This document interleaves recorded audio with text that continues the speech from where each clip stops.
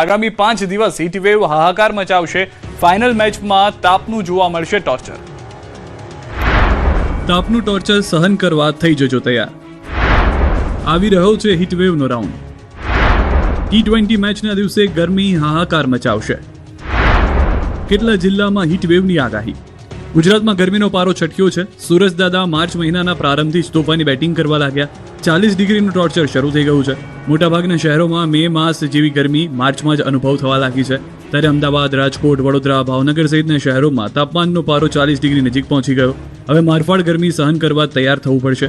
Final મેચના દિવસે પણ ગરમી તોબોપોકાર આવશે। હવામાન વિભાગે આગામી 5 દિવસ હીટવેવની આગાહી કરી છે। આગામી દિવસોમાં 3 થી 5 ડિગ્રી સુધી તાપમાન ઉંચકાઈ શકે છે। સૌરાષ્ટ્ર અને દક્ષિણ ગુજરાતમાં હીટવેવથી હાહાકાર મચી જશે। 8 થી 10 માર્ચ દરમિયાન રાજકોટ, અમદાવાદ, ભાવનગર, પોરબંદર, દીવ, સુરત, ભરૂચ, नवसारी, वलसाड, दादरानगर हवेली में हीटवेव की आगाही है।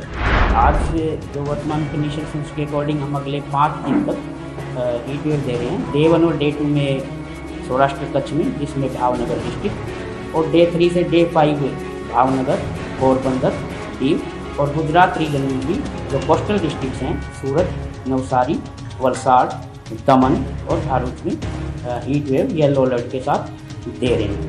इसके अलावा जो हॉट एंड ह्यूमिड का है वो भी डे 1 और day 2 coastal district Saurashtra Kutch और गुजरात रीजन दोनों किए गए। દ્વારકાનું જહાજ ભડકે બળ્યું તો જૂનાગઢની GIDC 2 માં આગ લાગી। દ્વારકાનું એક જહાજ ભડકે બળ્યું। દ્વારકાના સલાયાનું જહાજ દુબઈથી કાર્ગો ભરીને ગુજરાત તરફ આવવા નીકળ્યું હતું। ત્યારે દુબઈ પાસે બોસાસો બંદર કિનારે જહાજને અકસ્માત નડ્યો। અકસ્માત એટલો ભયંકર હતો કે જહાજમાં ભીષણ આગ લાગી હતી। 1200 ટન કેપેસિટી ધરાવતા સલાયાના જહાજમાં 11 મેમ્બર સવાર હતા। ત્યારે આગ લાગતા નાસભાગ મચી ગઈ। જોકે આગના કારણે મેમ્બરો જીવ બચાવવા દોડતા તમામનો આબાદ બચાવ થઈ ગયો હતો। સલીમ ઇસ્માઇલ ભાયાની માલિકીનું જહાજ મધદરિયે ભસ્મ થઈ ગયું। જૂનાગઢ શહેરની GIDC 2 માં આગ લાગી। પ્લાસ્ટિકની ફેક્ટરી શ્રીરામ ઇન્ડસ્ટ્રીઝમાં ભીષણ આગ લાગી। પ્લાસ્ટિક હોવાના કારણે આગે તુરંત વિકરાળ સ્વરૂપ ધારણ કરી લીધું। આખી ફેક્ટરી આગના હવાલે થઈ ગઈ। વેલ્ડિંગ મશીનના સ્પાર્કના કારણે આગ લાગતા ધુમાડાના ગોટેગોટા દૂર દૂર સુધી દેખાયા। આગના કારણે GIDC માં ડરનો માહોલ ઊભો થયો। ફાયરની ટીમે પહોંચીને પાણીનો મારો ચલાવ્યો। સુરતમાં કાર ચાલકને જોકું આવી જતા 4 વાહનને અડફેટે લીધા તો ગાંધીધામમાં 2 બાઇક વચ્ચે થયો ખતરનાક અકસ્માત। સુરતના પાલ ઉમરા બ્રિજ પર એક ખાનગી હોસ્પિટલના જાણીતા તબીબની કારે સર્જેલા અકસ્માતને પગલે ભારે દોડધામ મચી ગઈ। જેમાં એક ટેમ્પો અને 3 બાઇક ચાલકો સહિત કુલ 5 લોકો ઇજાગ્રસ્ત થયા। હોસ્પિટલમાં લાંબી સર્જરી પતાવી ઘરે પરત ફરી રહેલા ડોક્ટર વિરલકાંત ચૌધરીને બ્રિજ ઉતરતી વખતે અચાનક જોકું આવી જતા કાર પરનો કાબુ ગુમાવ્યો અને ગભરાટમાં બ્રેકને બદલે એક્સિલેટર દબાવી દીધું। વાહનને ફંગોળીને ધડાકાભેર અથડાઈ ગઈ। આ ઘટનામાં કુલ 5 લોકોને નાની મોટી ઇજાઓ પહોંચી। પોલીસની પ્રાથમિક તપાસ મુજબ અકસ્માત સમયે ડોક્ટર નશાની હાલતમાં ન હોવાનું જાણવા મળ્યું।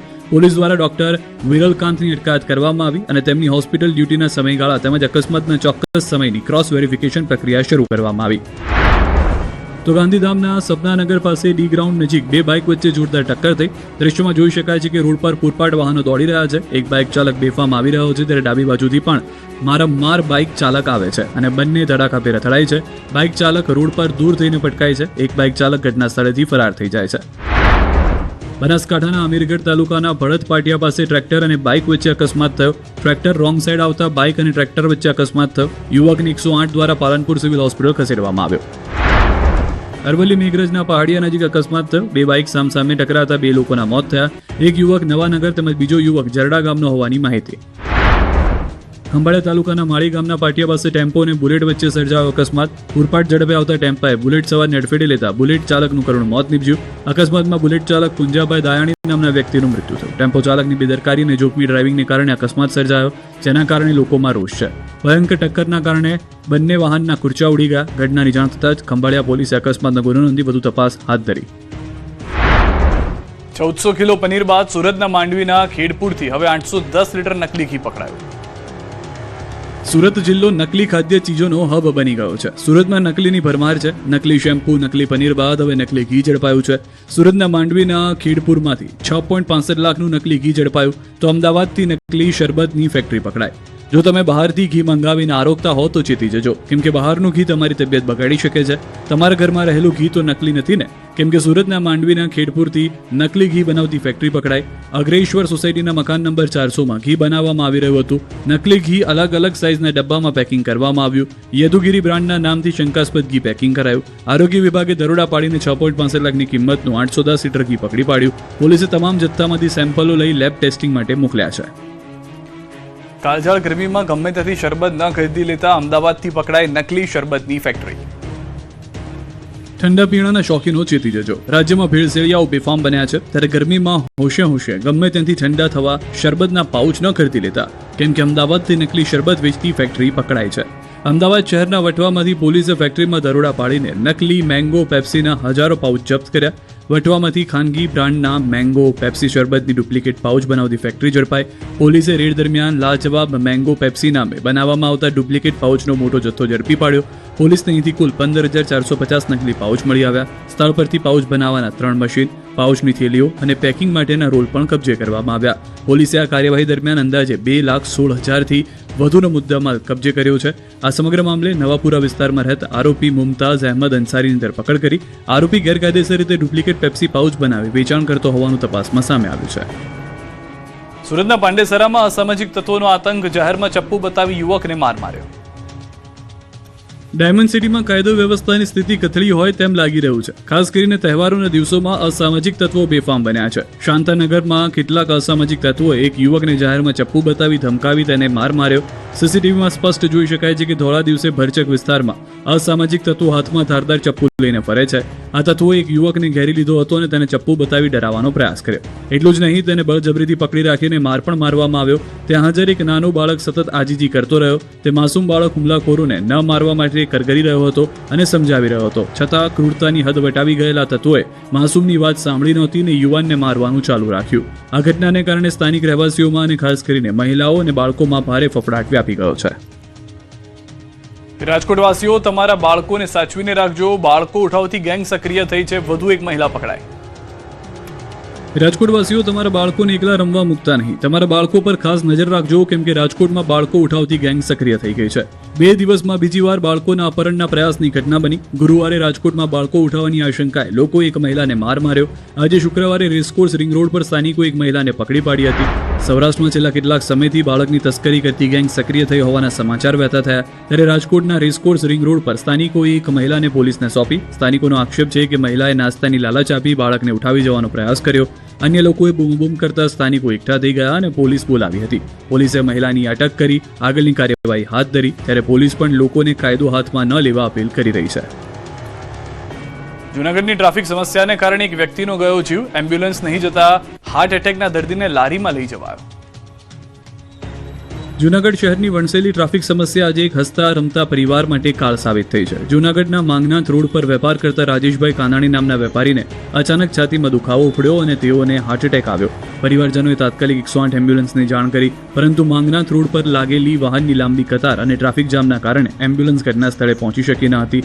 દર્દીની હાલત નાજુક બનતી જોઈ આસપાસના લોકો અને પરિવારજનોએ એમ્બ્યુલન્સની રાહ જોવાને બદલે રાજેશભાઈને એક રેકડીમાં સુડાવી પંચ હાટડી ચોક સુધી પહોંચાડ્યા હતા. ત્યાંથી તેઓને 108 એમ્બ્યુલન્સ મારફતે સિવિલ હોસ્પિટલ ખસેડવામાં આવ્યા હતા, પરંતુ કિંમતી સમય ટ્રાફિકમાં વેડફાઈ ગયો હોવાથી સારવાર દરમિયાન તેમનું કરુણ મૃત્યુ નીપજ્યું હતું.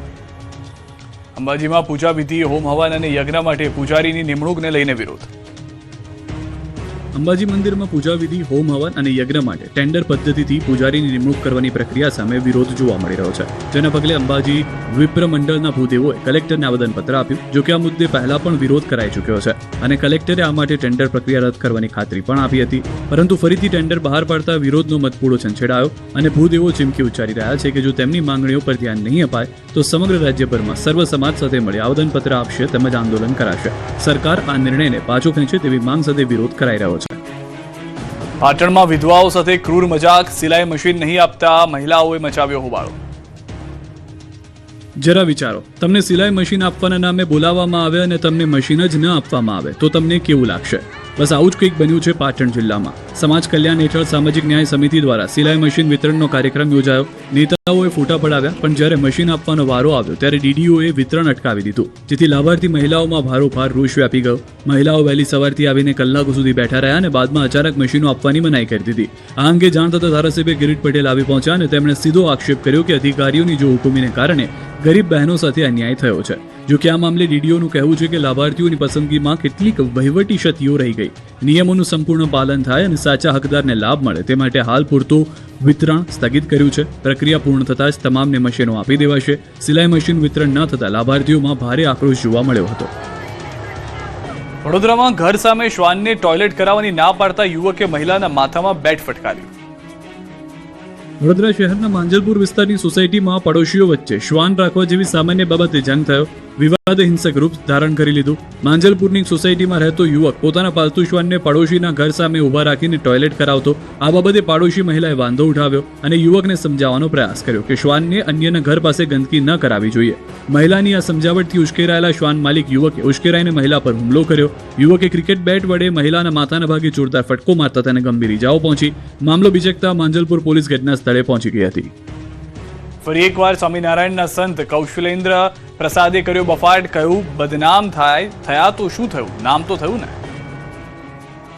અમદાવાદના કાલુપુર સ્વામિનારાયણ મંદિરના આચાર્ય ફરી એકવાર વિવાદાસ્પદ નિવેદનને પગલે વિવાદમાં સપડાયા છે. સ્વામિનારાયણના કાલુપુર સ્થિત સંપ્રદાયને માર્ગદર્શન અને સાચા પથ પર ચાલવા માટેનો ઉપદેશ આપનાર અને તેનું આચરણ કરનાર આચાર્યએ જ બફાટ કર્યો છે. થોડા દિવસ પહેલા અનુયાયીઓને ફરિયાદી નહીં તહમતદાર બનીને આવવા માટેની ખુલ્લેઆમ સલાહ આપનાર આચાર્ય લાજવાને બદલે ગાજ્યા. બનાસકાંઠાના દિયોદરમાં ભક્તોને સંબોધતા આચાર્ય કૌશલેન્દ્રએ કહ્યું હતું કે બદનામ થયા તો શું થયું, નામ તો થયું. કોઈ દિવસ ફરિયાદી નહીં થયું, તોમતદાર થવું. તમે આજે સેલ્ફ ડિફેન્સમાં ગોળી ચલાવી દે તો છૂટી જાય છે માણસ. આ બહુ સ્પષ્ટ વસ્તુ કહું છું. અને તકેદારી એની નથી રાખવાની. જેમ મેં પહેલાં કીધું ને એમ ટાર્ગેટ નથી, આપણે ટાર્ગેટ એને બનાવવાના છે. અને ફરિયાદ મારા પાસે આવી જોઈએ કે તમે ટીચીને આવ્યા છો અને ટીચજો, હું છૂટ આપું.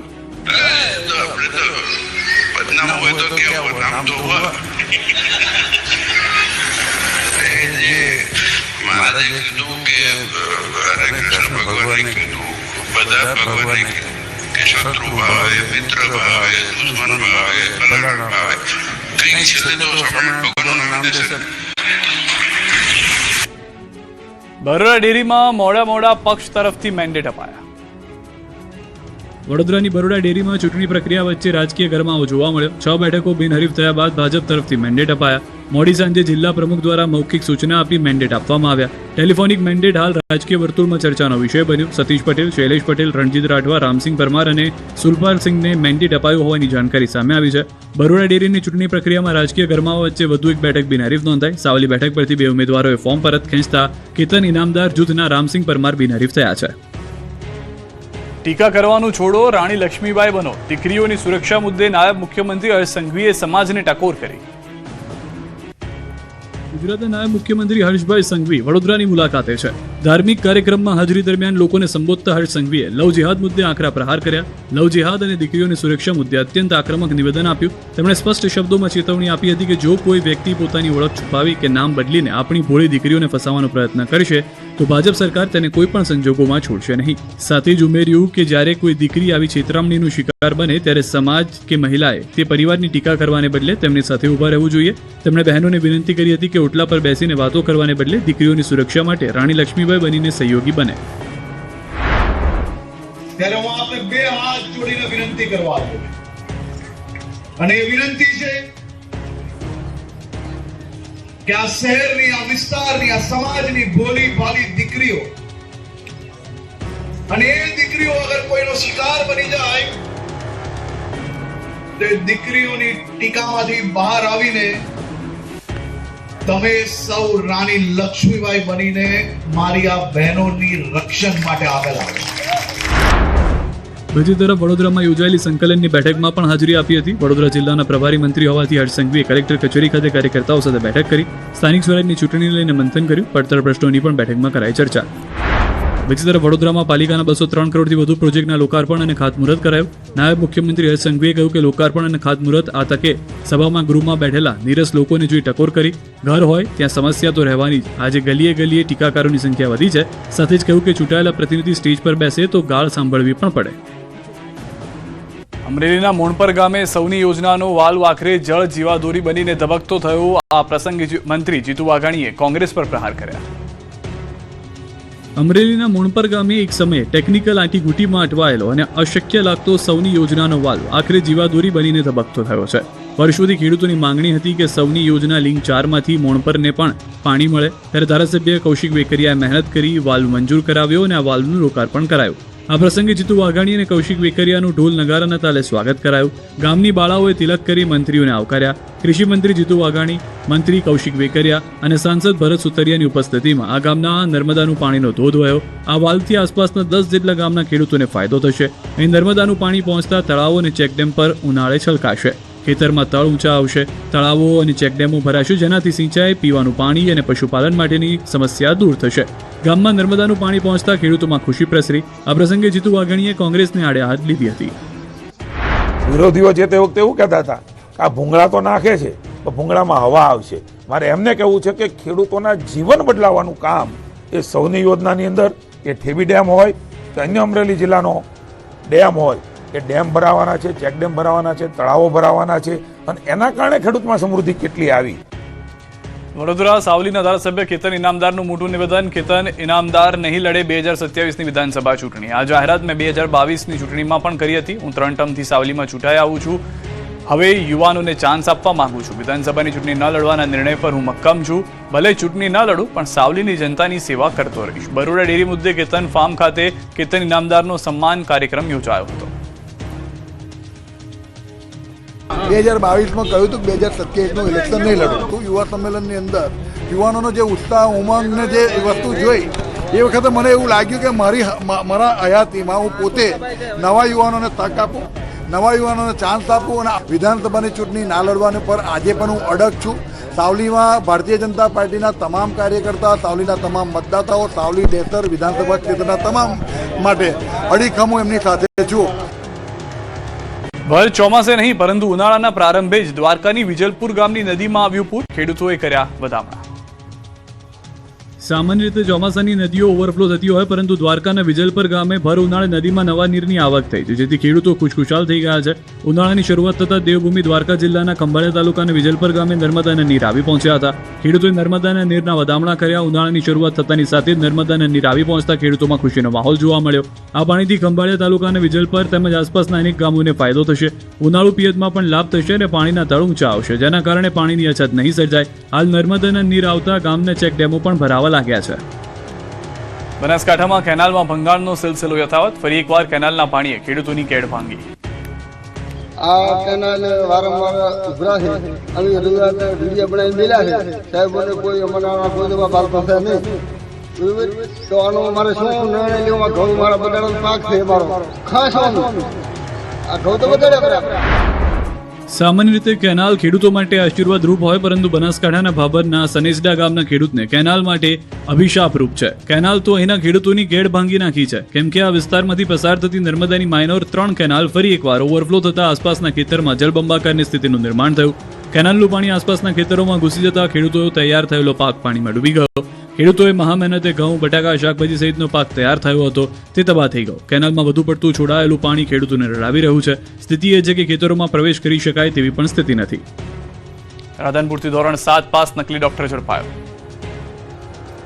રાધનપુરથી પટણી દરવાજા પાસેથી ધોરણ 7 પાસ એક નકલી ડોક્ટર ઝડપાયો છે. પોલીસે બાતમીના આધારે રાધનપુર પટણી દરવાજા નજીક આવેલા અરમાન શોપિંગ સેન્ટરમાં ઇલિયાસ મોહમ્મદ હનીફ હુક્કા હાર્ડવેદ કમાલપુરવાળાના નામના દવાખાનામાં રેડ પાડી આરોગ્ય વિભાગના મેડિકલ ઓફિસર વિજય ભરવાડ અને ફાર્માસિસ્ટ અનિલભાઈને સાથે રાખી પંચોની હાજરીમાં દરોડા પાડવામાં આવ્યા. તપાસ દરમિયાન માલુમ પડ્યું કે આ દવાખાનું 4 દુકાનમાં ફેલાયેલું હતું, જેમાં રિસેપ્શન, વેઇટિંગ એરિયા અને 3 બેડ સાથેના અલગ અલગ રૂમો બનાવવામાં આવ્યા. દવાખાનામાંથી X ray machine, digital X ray reader, computerise radiography system અને પ્રિન્ટર જેવા સાધનો મળી આવ્યા. આરોપી ઇલિયાસ હુક્કાની પૂછપરછ કરતા તેને કબૂલ્યું કે તે માત્ર ધોરણ 7 સુધી જ અભ્યાસ કરી ચૂક્યો છે અને તેની પાસે પ્રેક્ટિસ કરવા માટે કોઈ માન્ય ડિગ્રી કે સર્ટિફિકેટ નથી. તેમ છતાં તે દરરોજના આશરે 50 થી 70 જેટલા દર્દીઓને તપાસી તેમને એલોપેથિક દવાઓ અને સારવાર આપતો. પોલીસે સ્થળ પરથી 18 જેટલી અલગ અલગ પ્રકારની એલોપેથિક દવાઓ, મેડિકલ સાધનો, સીસીટીવી ડીવીઆર, પાલાંગ અને દર્દીઓની વિગતો ધરાવતી નોંધપોથીઓ સહિત કુલ 5,51,136 રૂપિયાનો મુદ્દામાલ જપ્ત કર્યો છે. અમદાવાદમાં T20 વર્લ્ડ કપ ફાઇનલની તૈયારી શરૂ. અરિજીત સિંહ, ફાલ્ગુની પાઠક, રિકી માર્ટિન દર્શકોને ડોલાવશે તો હોટલ, વિમાન ટિકિટના ભાડા આસમાને પહોંચ્યા. અમદાવાદના નરેન્દ્ર મોદી ક્રિકેટ સ્ટેડિયમમાં રવિવારે 8 માર્ચના રોજ ભારત અને ન્યૂઝીલેન્ડ વચ્ચે T20 world cup final match રમાવાની છે, જેને લઈને ક્રિકેટ પ્રેમીઓમાં ઉત્સાહ આસમાને છે, ત્યારે તંત્ર પણ તડામાર તૈયારીઓમાં લાગી ગયું. આ વખતે ફાઇનલ મેચમાં દર્શકોને સિંગર અરિજીત સિંહ, ફાલ્ગુની પાઠક, રિકી માર્ટિન ડોલાવશે. 1.25 લાખ પ્રેક્ષકોની હાજરીમાં ભવ્ય ક્લોઝિંગ સેરેમની યોજાશે. સાથે જ સાંસ્કૃતિક કાર્યક્રમો સાથે T20 વર્લ્ડ કપનું સમાપન થશે. બીજી તરફ ગરમીની આગાહીને લઈને GCA દ્વારા ખાસ તૈયારી કરવામાં આવી છે. સ્ટેડિયમના પોડિયમમાં 30 થી વધુ પાણીના કાઉન્ટર તૈયાર કરાયા. પોડિયમ અંદર 6 મેડિકલ સ્ટોલ હશે, જેમાં ડોક્ટર પણ હાજર રહેશે. 2 ટેમ્પરરી હોસ્પિટલ તૈયાર કરવામાં આવી. 2 ICU એમ્બ્યુલન્સ પોડિયમમાં તૈયાર રાખવામાં આવશે. સમગ્ર સ્ટેડિયમમાં 6 સેમી ICU એમ્બ્યુલન્સ તૈનાત કરાશે. આ મેચ જોવા માટે દેશ વિદેશથી લોકો આવશે, જેને લઈને વિમાની ટિકિટના ભાડા આસમાને પહોંચી ગયા. એરફેરમાં સામાન્ય દિવસ કરતાં 4 થી 5 ગણો વધારો થયો. રવિવારનું Mumbai Ahmedabad one way fare 17,000 અને રિટર્ન 12,000 છે. Delhi Ahmedabad one way fare 13,000 અને return 14,000. Chennai Ahmedabad one way fare 6,000 થી 17,000 થયું. કોલકાતા અમદાવાદનું એરફેર 5,000 થી વધીને 15,000 સુધી ગયું. બિઝનેસ ક્લાસની ટિકિટના ભાવ 35,000 થી 40,000 સુધી જઈ શકે છે. માત્ર વિમાનની ટિકિટો જ મોંઘી નથી થઈ, પરંતુ મેચને લઈને અમદાવાદની હોટલોના ભાડા પણ તોતિંગ થઈ ગયા છે. શહેરની હોટલના ભાડા 15,000 થી 80,000 રૂપિયા સુધી પહોંચ્યા. સામાન્ય દિવસોમાં 5,000 થી 15,000 જેટલું ભાડું હોય છે, તે વધીને આસમાને પહોંચી ગયું છે. માતા પિતા માટે લાલબત્તી સમાન કિસ્સો. બાળકને એરગનની ગોળી વાગતા તબીબો બન્યા દેવદૂત. દરેક માતા પિતા માટે લાલબત્તી સમાન અને સાવધાન કરનારી ઘટના બની છે. એરગન, સિક્કા, બટન સેલ, સેફટી પિન અને કાંકરા પથ્થરો તમારા બાળકોથી દૂર રાખજો. ફેબ્રુઆરી 2026નો મહિનો બનાસકાંઠા અને અમદાવાદના 2 અલગ અલગ પરિવારો માટે કસોટીની એરાણ હતું, પરંતુ સિવિલ હોસ્પિટલના નિષ્ણાંત તબીબોની ટીમે પોતાની પ્રતિબદ્ધતાથી 2 નિર્દોષ બાળકોને નવી જિંદગીની ભેટ આપી. બનાસકાંઠાના એક નાનકડા ગામના ખેડૂત અર્જુનભાઈ અને કિસ્નાબાના પરિવાર પર 23 ફેબ્રુઆરીએ રાત્રે આપ તૂટી પડ્યું. 5 વર્ષના મોટા ભાઈથી રમતા રમતા ભૂલથી એરગનનું ટ્રિગર દબાઈ ગયું અને તેની ગોળી પેલેટ 1 વર્ષની માસૂમ સુમનબાના છાતીના આરપાર થઈ ગઈ. પાલનપુર સિવિલમાં પ્રાથમિક સારવાર બાદ ગંભીરતા જોતા બાળકને અમદાવાદ સિવિલ રિફર કરાયા. અહીં પડકાર હતો કે ગોળી છાતીમાં ઘૂસી હતી પણ બહાર નીકળી નહોતી. થોરોસ્કોપીથી આ જહેમતભર્યા ઓપરેશન બાદ પેલેટ દૂર કરવામાં આવી. આજે સુમનબા સંપૂર્ણ સ્વસ્થ છે અને પોતાના માતા પિતા સાથે ઘરે પરત ફરી છે. બીજી તરફ અમદાવાદના રામોલ વિસ્તારમાં રહેતા દૈનિક શ્રમિક પરિવાર માટે તેમના દીકરા તૈમૂર અલીની તબિયત એક વણ ઉકેલાયેલું રહસ્ય બની ગઈ છે. 19 ફેબ્રુઆરીએ માટી ખાતા ખાતા અચાનક આવેલી ખાંસી બાદ બાળકની હાલત સતત બગડતી ગઈ. સીટી સ્કેન બાદ જ્યારે ખબર પડી કે શ્વાસનળીમાં પથ્થર ફસાયેલો છે, ત્યારે વેન્ટિલેટર સપોર્ટ પર રહેલા તૈમૂર અલીનું સફળ ઓપરેશન કર્યું. શ્વાસનળીમાંથી પથ્થર નીકળતાની સાથે જ બાળકની સ્થિતિમાં સુધારો થયો અને તેને નવું જીવન મળ્યું. રાજપીપળામાં હરસિદ્ધિ માતાજીના 425 વર્ષ પૂર્ણ થતા પ્રાગટ્ય દિવસની થઈ ઉજવણી. રાજપીપળામાં હરસિદ્ધિ માતાજી ઉજ્જૈનથી પધાર્યા અને 425 વર્ષ પૂર્ણ થતા માતાજીનો પ્રાગટ્ય દિવસ શ્રદ્ધા અને ભક્તિભાવ સાથે ઉજવાયો. આ અવસરે નગરમાં ઐતિહાસિક ભવ્ય શોભાયાત્રા નીકળી, જેમાં હરસિદ્ધિ મંદિર, યંત્ર અને માતાજીની તસવીર સહિત વિવિધ આકર્ષક ઝાંખીઓ રજૂ કરવામાં આવી. રથયાત્રામાં માતાજીની સવારી તેમજ વિવિધ ધાર્મિક ટેબ્લો જોવા મોટી સંખ્યામાં લોકો ઉમટ્યા. મંદિરને આશરે 1000 કિલો રંગબેરંગી ફૂલોથી શણગારવામાં આવ્યું. ઈસવીસન 1657માં રાજવી વેરીશાલજી મહારાજ સાથે પધારેલા માતાજીના મૂળ સ્વરૂપના ટેબ્લોએ ભક્તોને વિશેષ આકર્ષ્યા હતા. વાઘ પર સવારી કરનારમાં હરસિદ્ધિ સાથે પધારેલા મહાદેવ, વીર વૈતાલ અને હનુમાનજી સાથેના ટેબલા સાથે માતાજીના દર્શન કરી ભક્તો અભિભૂત થયા. સાથે રથમાં બેસેલા વહાણવાટા માતાજીનું સાક્ષાત સ્વરૂપ દર્શન થતા શિવજીની સવારી વિશેષ આકર્ષણનું કેન્દ્ર રહી હતી.